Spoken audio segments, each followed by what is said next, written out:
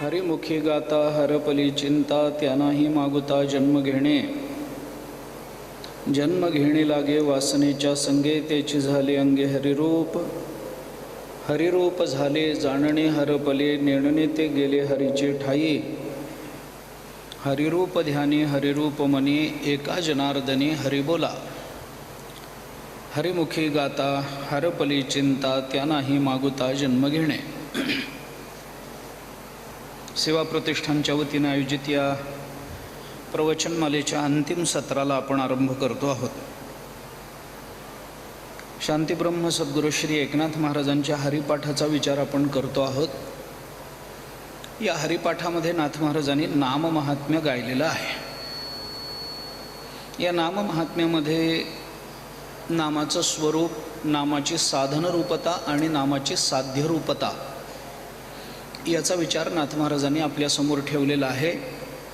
त्याचा थोडासा विचार आपण करून आलो आणि नामाच्या परिणामाचं चिंतन करत असताना, फलश्रुतीचं चिंतन करत असताना या नामाचा परिणाम काय होतो याचं चिंतन सांगताना नाथ महाराजांनी आपल्याला असं सांगितलं, हरीचे आदासा हरिदाही दिशा, भावे जैसा तैसा हरी एक. हरीचे जे दास आहेत म्हणजे भगवंताचं नामस्मरण करणारे जे नामधारक आहेत, त्या नामधारकांना त्या नामाचा परिणाम म्हणून सर्वत्र एका परमात्म्याचं दर्शन होतं, असं चिंतन नाथ महाराजांनी इथं मांडलंय.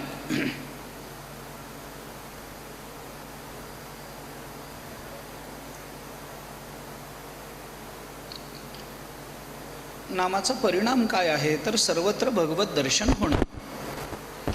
नामाचा जर हा परिणाम मानायचा असेल, नामाचा हा जर परिणाम मानायचा असेल तर ज्ञानाचा परिणाम आणि नामाचा परिणाम एक होतो आणि नाम आणि ज्ञान यांचा परिणाम एक झाला तर ज्ञानाला स्वतंत्रता येण्याचं कारण राहत नाही. मग ज्ञानाचं महत्त्व काय राहिलं?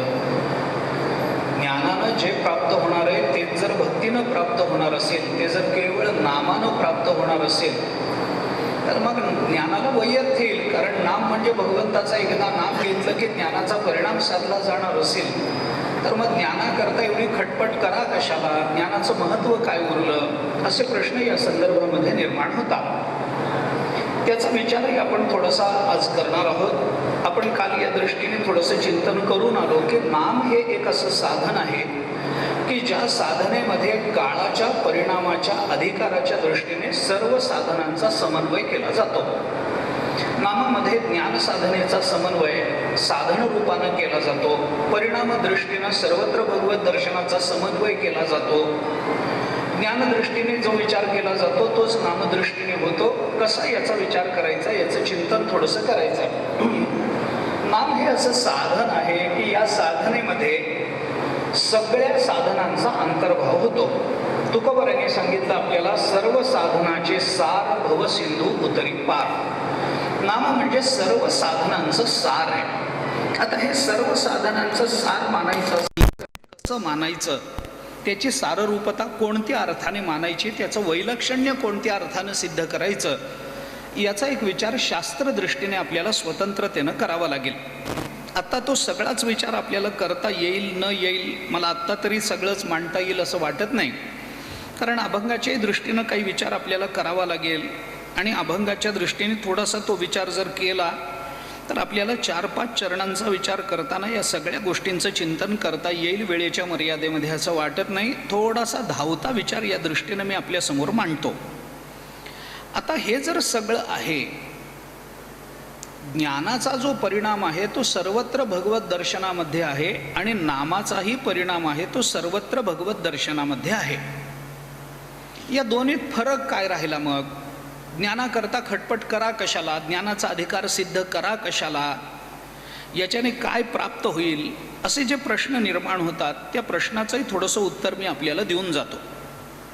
याचं उत्तर असं आहे की ज्ञानाच्या खटपटीतून प्राप्त होणारं सर्वत्र भगवत दर्शन आणि नामातून प्राप्त होणारं भगवत दर्शन जरी फल म्हणून, परिणाम म्हणून आपल्याला एक वाटत असलं तरी ज्ञानामध्ये नामामध्ये ज्ञानाचा परिणाम साधला जातो, पण नामाच्या चिंतनामध्ये ज्ञानाचा परिणाम साधला जात नाही. मी आपल्याला साधं एक प्रमाण याच्याकरता देऊन जातो. तुकोबारांनी असं म्हटलंय, पुढे भक्तीने धरिले हाती, मागे ज्ञान वैराग्य धर्म येती. हे तुकोबारांचं म्हणणं आहे. भक्ती हाताला धरली तर मागे ज्ञान वैराग्य धर्म येतातच, पण ज्ञान हाताला धरलं तर मागे भक्ती येईलच, असं एकही प्रमाण संत वाङ्मयामध्ये अथवा या औपनिषदिक तत्त्वज्ञानामध्ये आपल्याला कुठे दिसणार नाही.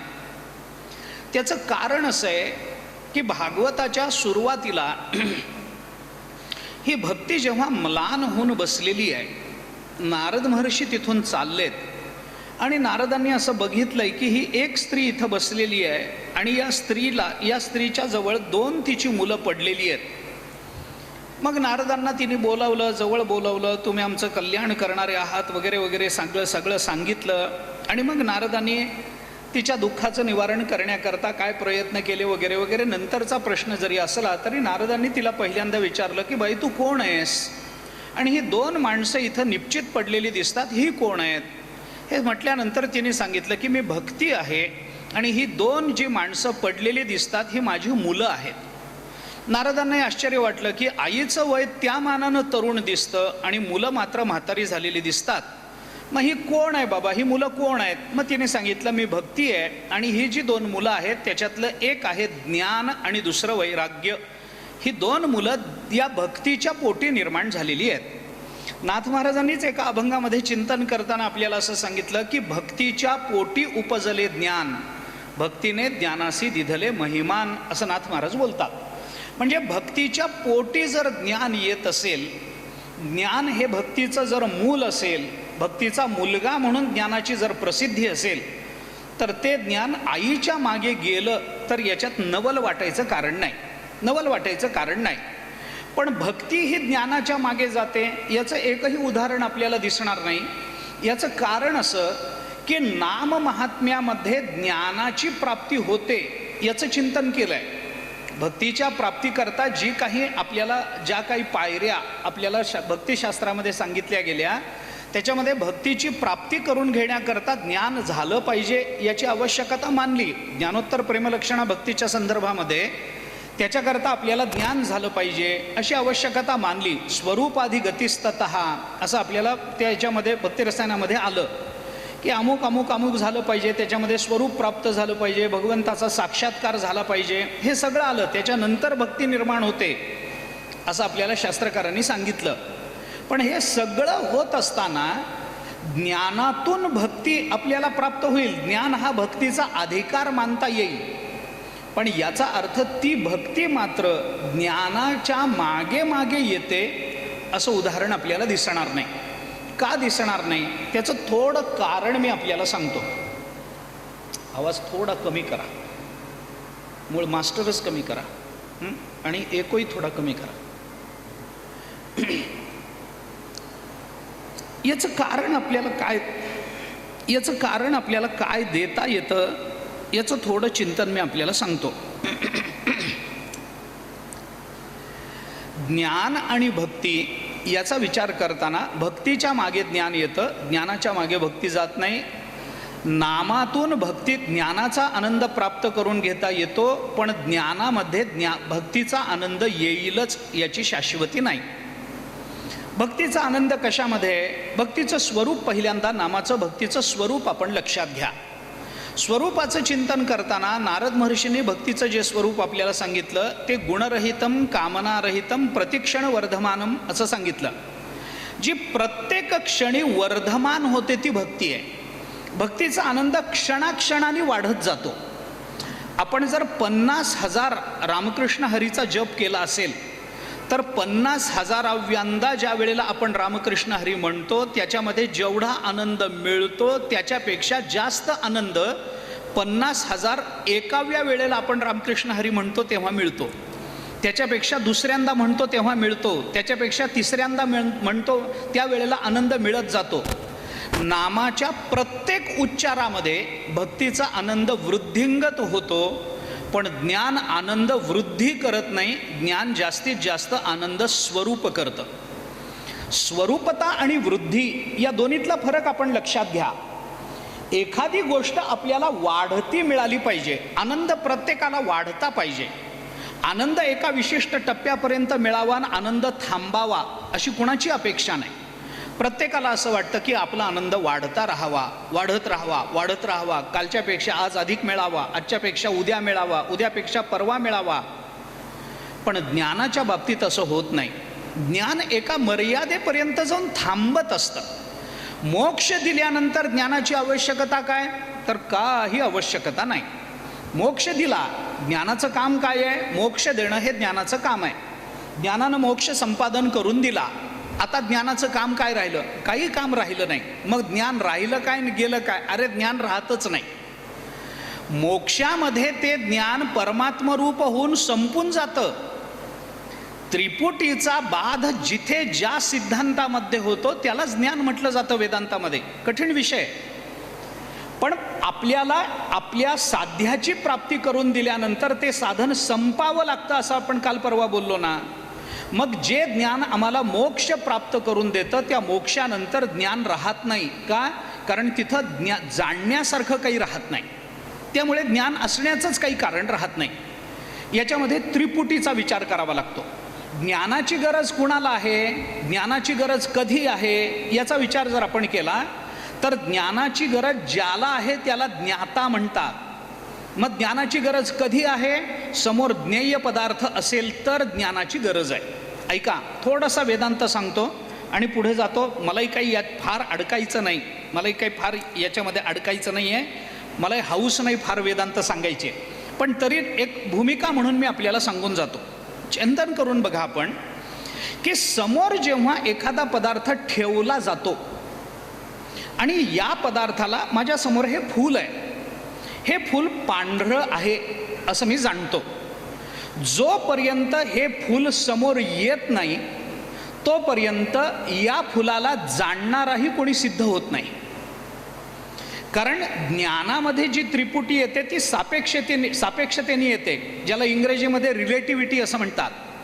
हा रिलेटिव्हिटीचा सिद्धांत आपण शाळेत कॉलेजमध्ये शिकलोय, जर आठवून बघा. सापेक्षतेनं ज्ञेय पदार्थ समोर येतो त्याच वेळेला ज्ञेय पदार्थाला जाणणार याला ज्ञाता म्हटलं जातं. समोर जर जाणण्यासारखं काही नसेल तर मी ज्ञाता कसा होईन? ज्ञाता कोण आहे? जो जाणतो तो ज्ञाता. ज्याला जाणायचं ते ज्ञेय आणि ज्याच्याने जाणलं जातं ते ज्ञान. बरोबर आहे? मग आता विचार करा, समोर जर जाणण्यासारखं कोणी नाहीच आहे तर ज्ञाता कोण आहे? समोर जर विषयच नाही. दुसरं उदाहरण सोपं आपल्याला सांगतो मी. समोर जर आरसा आलाच नाही तर प्रतिबिंब पडेल का? सोपं लक्षात घ्या. समोर जर आरसा आला नाही तर प्रतिबिंब पडेल का?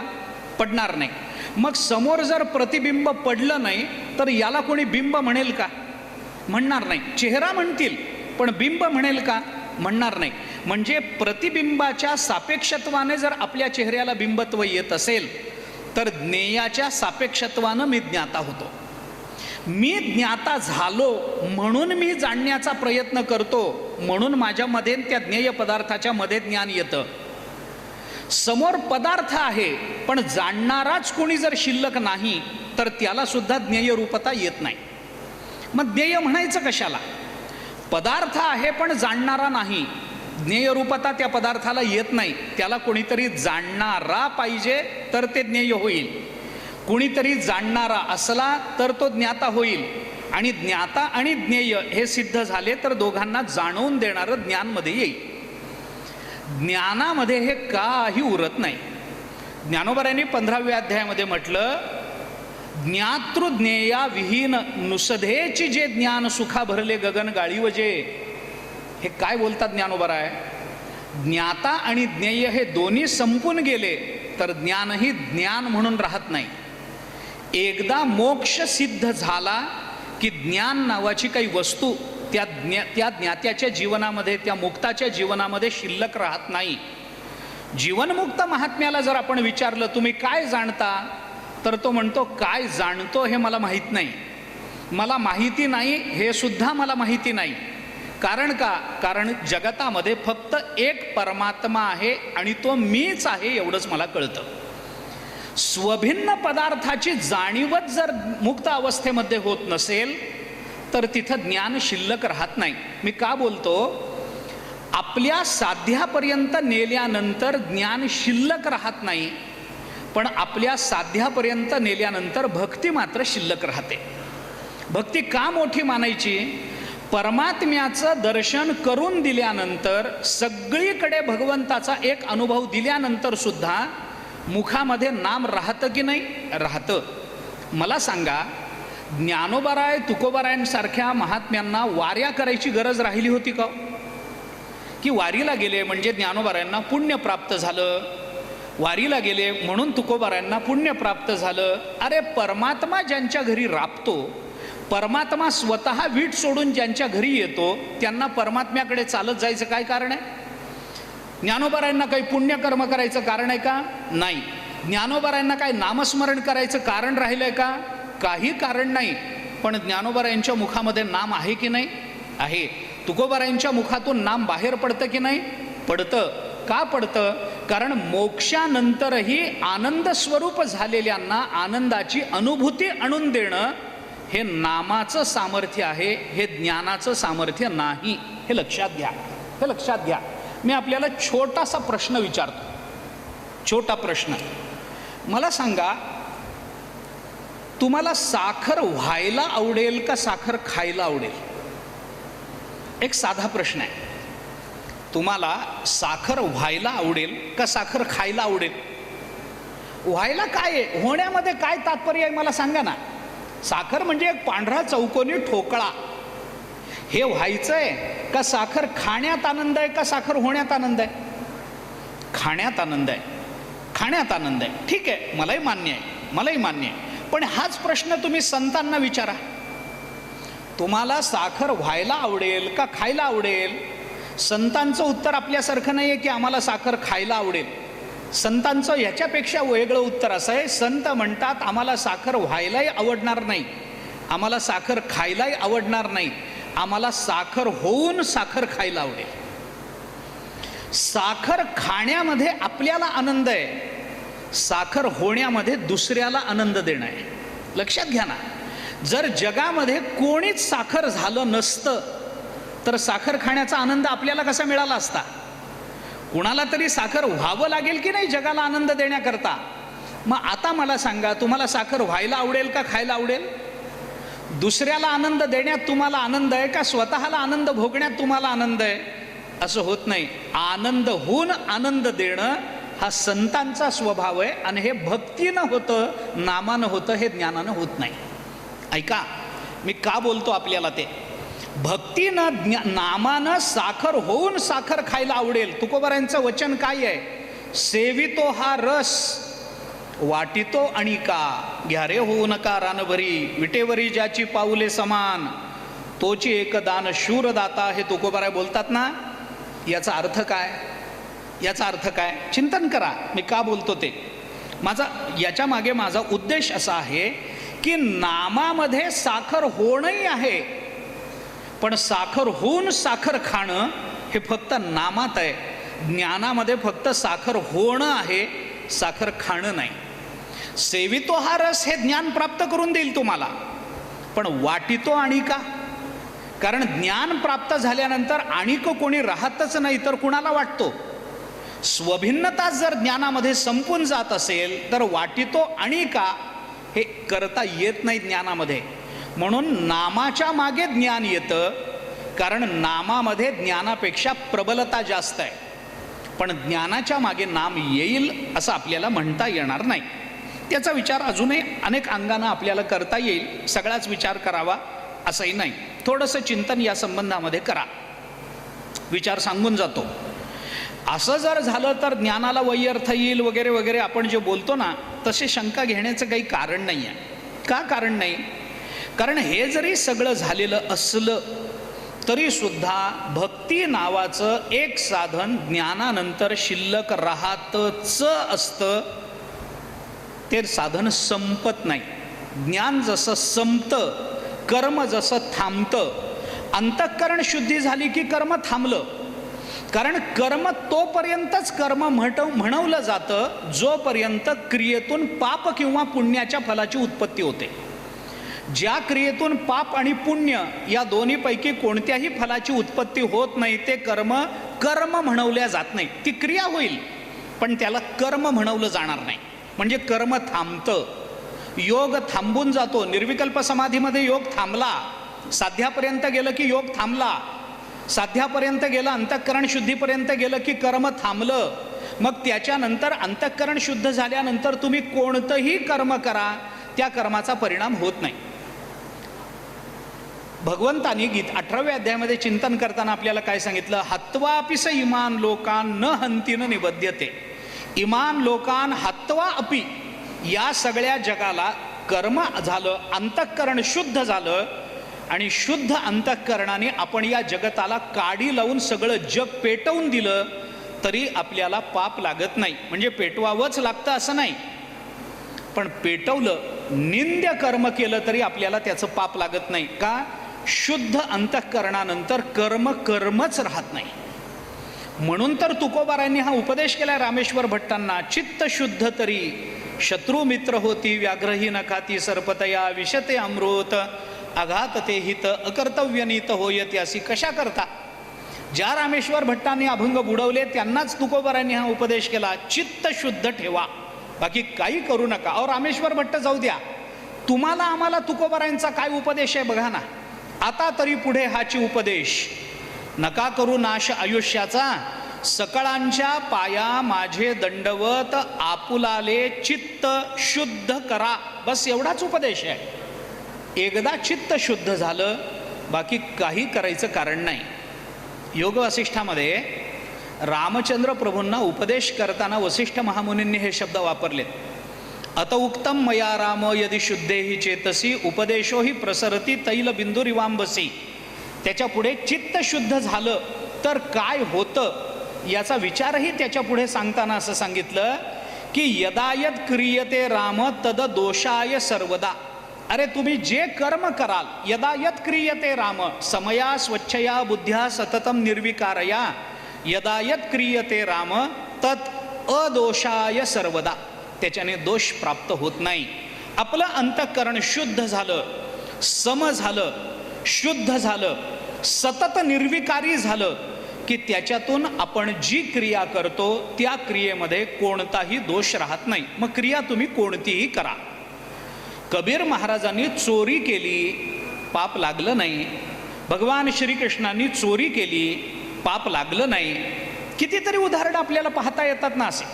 अहो सीमेवर उभा असणारा सैनिक, आता ताजं उदाहरण जर द्यायचं झालं, सीमेवर उभा असणारा सैनिक शत्रूला मारून टाकतो, त्याचा जीव घेतो, हिंसेचं पाप लागतं का हो त्याला? लागत नाही ना. सैनिकाला हिंसेचं पाप नाही ना. असं आहे, सहा धर्म सहा अधर्म देशकाले प्रतिष्ठित अदानम अनृतम हिंसा धर्म ह्यावस्तिक स्मृत. महाभारतात वचन आहे. धर्म कोणता, अधर्म कोणता, देशकाले प्रतिष्ठित, ते त्या त्या परिस्थितीवर ठरवा. योग्य अयोग्य अंतःकरण शुद्ध झालं असेल, वाटेल ते करा, पाप लागत नाही. का अशी संधी दिली? याचा सरळ अर्थ असा आहे, ज्याचं अंतःकरण शुद्ध झालं तो वाटेल ते काहीही करत नाही. हा त्याचा सरळ अर्थ आहे. म्हणून त्याला काहीच पाप लागत नाही. पण वरून कितीही चांगलं कर्म करा, पण अंतःकरण जर अशुद्ध असेल तर केलेल्या कर्माचं फल आपल्याला भोगावं लागतं. याची अनेक उदाहरणं आपल्याला दाखवता येतात. मला फार विस्तार त्याचा करायचा नाही. मला मुद्दा एवढाच मांडायचा आहे की असं जरी झालेलं असलं तरी हे नामानं होतं. कर्म थांबलं की नाही? थांबलं. ज्ञान थांबलं की नाही? थांबलं. योग थांबला की नाही? थांबला. पण नाम थांबलं का? नाम थांबलं नाही ना. कारण नामाचा आनंद वृद्धिंगत होणारा आहे. नाम मर्यादेत नाही आहे, नाम अमर्याद आहे. कितीही घ्या, जेवढं घेत राहू तेवढा त्याच्यातला आनंद जर वाढता राहत असेल तर याच्यामुळे आपल्याला ज्ञानाला काही दोष देता येत नाही, ज्ञानाला व्यर्थता येत नाही. आपलं साध्य जर आपल्याला परमात्म रूपता हेच जर आपलं साध्य असेल, त्याने ज्ञानमार्गाने जावं. पण भक्तीचा आनंद भोगण्याकरता पुन्हा पुन्हा जन्माला यायचं असेल तर त्याच्याकरता नामस्मरणच उपयुक्त आहे. इतर कोणतंही साधन आपल्याला हे फल प्राप्त करून देत नाही. याकरता आता थोडं पुढे चला. याकरता म्हणून नाथ महाराजांनी आपल्याला नामाचं चिंतन सांगितलं, नामानं प्राप्त होणारं ज्ञानाचं फल आपल्याला सांगितलं आणि आपल्याला सांगितलं की बाबा याच्यानं काय प्राप्त होईल. हरीची आदासा हरिदाही दिशा भावे जैसा तैसा हरी एक. दुसरा एक विचार आपल्याला या संबंधामध्ये पाहता येतो. भावे जैसा तैसा हरी एक असं नाथ महाराजांनी म्हटलंय. आता हे भावे जैसा तैसा हरी एक म्हणजे काय आहे. आपल्या जसा भाव निर्माण होतो तसा परमात्मा आपल्याला प्राप्त होतो. हे ज्ञानामध्ये जमत नाही. ज्ञानामध्ये जी ब्रह्मरूपता आहे ती आपल्या हातात नाही आहे. कारण ज्ञान हे वस्तुतंत्र आहे, पुरुषतंत्राने चालणारं ज्ञान नाही आहे. वेदांत याच्या मागे काय आहे, परमार्थ हा पुरुषतंत्राने चालत नाही, संसार पुरुषतंत्राने चालतो. याला उदाहरण मी अनेक वेळेला देतो. 4 लोकांचा संसार हा एक असेल का वेगवेगळा असेल. आपण संतांचं उदाहरण घ्या ना. एका बाजूला नाथ महाराजांसारखा जहागीरदार संत आहे, श्रीमंती आहे. नाथ महाराजांच्या घरात अलौकिक श्रीमंती आहे, मान्य आहे. दुसऱ्या बाजूला आपल्याला अत्यंत दारिद्र्यात जगणारे संत दिसतात. अत्यंत तुकोबारायांनी आपलं सगळं द्रव्य वाटून टाकलं नाही. नंतर तुकोबारायांच्या वाट्याला जे दारिद्र्य आलं ते दारिद्र्याने काही तुकोबारायांची पाठ सोडली काय? सोडली नाही ना. जाऊ पुढे भिके कुत्री घर राखती नांदणू कायसी सांगा हे म्हणावं लागलं. आम्ही सदैव सुडके जवळी येता चोर धाके जाऊ पुढे भिके कुत्री घर राखती हे तुकोबारायांना बोलावं लागलं. गोरोबा काकांकडे काय श्रीमंती होती, चोखोबारायांकडे काय श्रीमंती होती, काय होतं घरामध्ये? असं काही नव्हतं. तसं जर बघायला गेलं तर यांच्याजवळ संपत्ती फार नव्हती. एका बाजूला श्रीमंत असणारे नाथ महाराज आणि दुसऱ्या बाजूला दारिद्र्यामध्ये जगणारे गोरोबा काका चोखोबारायांसारखे संत महात्मे. या दोघांचा संसार सारखा आहे का? संसार सारखा आहे? नाही ना, संसार सारखा नाही. पण गोरोबा काका, चोखोबाराय, तुकोबाराय, ज्ञानेश्वर महाराज यांच्या परमार्थामध्ये नखा एवढं तरी अंतर आहे का सांगा ना. चोखोबारायांचा परमार्थ कमी आहे कारण त्यांना दारिद्र्य आहे आणि नाथ महाराजांचा परमार्थ मोठा आहे कारण त्यांना श्रीमंती आहे. म्हणता असं म्हणता येईल? नाही ना, तिळा एवढं अंतर नाही. अरे ज्ञानोबारायांना जो परमात्मा सुखाचा दिसला तोच तुकोबारायांना दिसला आहे ना. रूप पाहता लोचनी सुख झाले वो साजणी म्हणणारे ज्ञानोबाराय आणि तुका म्हणे माझे हेची सर्व सुख पाहिन श्रीमुख आवडीने म्हणणारे तुकोबाराय यांच्यामध्ये परमार्थाच्या दृष्टीने काय भेद आहे मला सांगा ना. काही भेद नाही, कोणताही भेद नाही. कारण परमार्थ वस्तुतंत्र आहे. ज्ञान मार्गानं जाताना त्या ब्रह्मस्वरूपाची अनुभूती सगळ्यांना एक येते. पण भक्तीनं जेव्हा देव आपला केला जातो तेव्हा आपला जसा भाव देवाच्या संबंधाने निर्माण होतो परमात्म्याला तसं रूप धारण करावं लागतं. हे भक्तीचं महात्म्य आहे. ऐका, ज्ञानाचं महात्म्य व्यापक परमात्म्याला साधकाला पोचवून देणं एवढंच ज्ञानाचं महात्म्य आहे. पण भक्तीचं महात्म्य भक्ताला आवडेल असं रूप धारण करायला लावणं, देवाला धारण करायला लावणं हे भक्तीचं महात्म्य आहे. ज्ञानामध्ये आम्हाला देव कोणता हे ठरवायचा अधिकार नाही आहे. पण भक्तीमध्ये आम्हाला देव ठरवायचा अधिकार आहे. आम्हाला 4 हाताचा पाहिजे, 4 हाताचा घ्या. तुम्हाला 2च हाताचा पाहिजे, 2च हाताचा घ्या. तुम्हाला 2 हात कमरेवर ठेवलेला पाहिजे का? तसा घ्या. 2 हात कमरेवर न ठेवलेला तुम्हाला जनाबाईला दळायला मदत करणारा देव तशा रूपात पाहिजे का? तसा घ्या. तुम्हाला स्त्रीच्या वेशात पाहिजे का?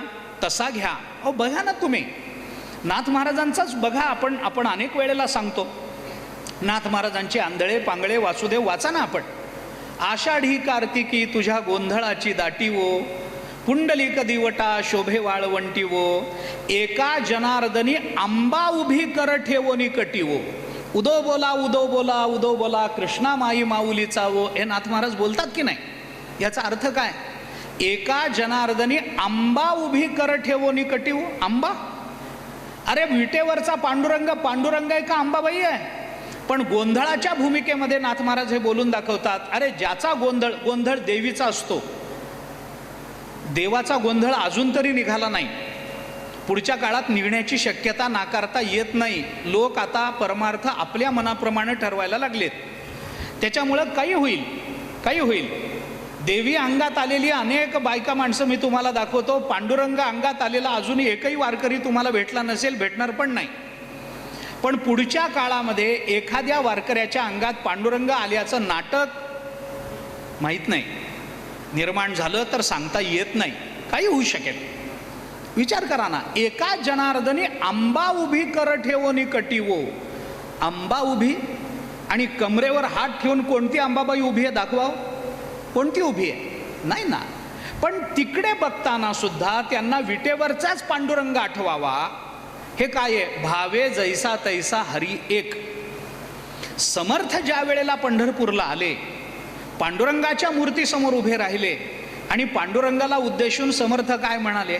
येथे का रे उभा श्रीरामा, मनमोहन मेघश्यामा, चाप बाण काय केले, करकटावरी ठेविले, काय केली शरयू गंगा, येथे आणली चंद्रभागा, काय केली सीता सती, येथे बहुत जन दिसती, रामदासी सद्भाव जाणा, राम झाला पंढरी राणा. म्हणाले की नाही?